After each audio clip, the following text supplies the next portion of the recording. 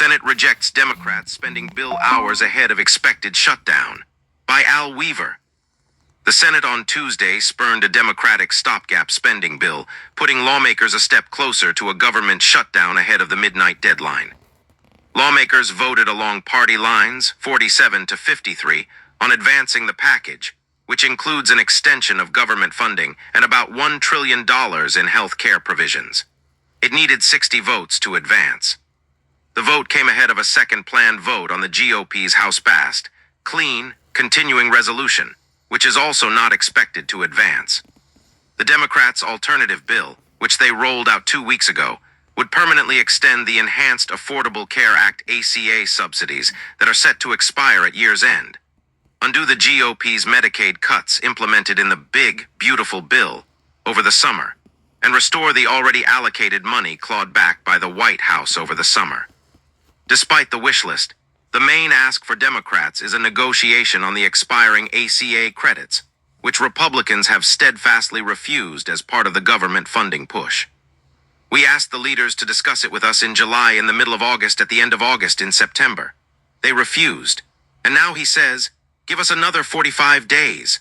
Senate Minority Leader Chuck Schumer, Democrat of New York, said during a back and forth with Senate Majority Leader John Thune, Republican of South Dakota, on the floor on Tuesday morning. The time to do it is now.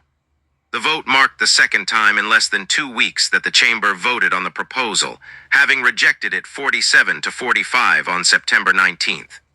The vote came hours before government funding expires and the government shuts down.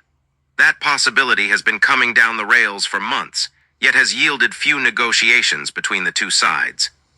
Schumer and House Minority Leader Hakeem Jeffries, DNY, for weeks publicly clamored to meet with Thune and Speaker Mike Johnson, R. Louisiana. Those calls were rebuffed, with the GOP pair insisting that there was nothing to negotiate on the clean package, while noting that Democrats have voted more than a dozen times for one in recent years. Those calls eventually led the Democratic and Republican leaders to sit down with Trump at the White House on Monday. But officials emerged without a deal, with Schumer admitting that large differences remained between the two sides. We stand at the precipice of a government shutdown because Republicans are not serious about keeping the government open. Schumer continued on Tuesday morning, noting that Johnson has kept the House out of session all week.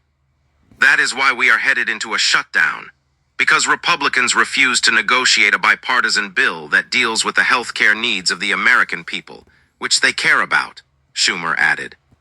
Republicans flatly reject that premise, pointing the finger at Democrats instead.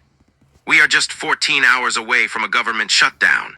The House has passed a clean, nonpartisan continuing resolution to fund the government until November the 21st. The president is ready to sign it.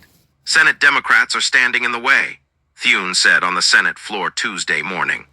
A number of Senate Republicans have indicated they are interested in hammering out a deal on the expiring ACA tax credits, but want to make the subsidies more conservative, including potentially means testing them. They are also insisting that any negotiation over the credits must take place separately from the government funding fight, saying they could be dealt with before the end of the year.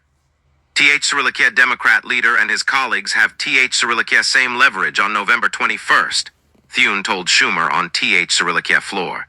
This is a short-term CR. This is what we do all T.H. Sirilickia time around HYRE.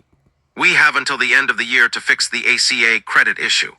And we are happy, as I said yesterday and I have said on multiple occasions, to sit down with you to do that, Thune added, referencing comments he made on television on Monday. However, a number of Republicans, including many in the House, want them to expire and view them as a COVID-era provision that should go in full.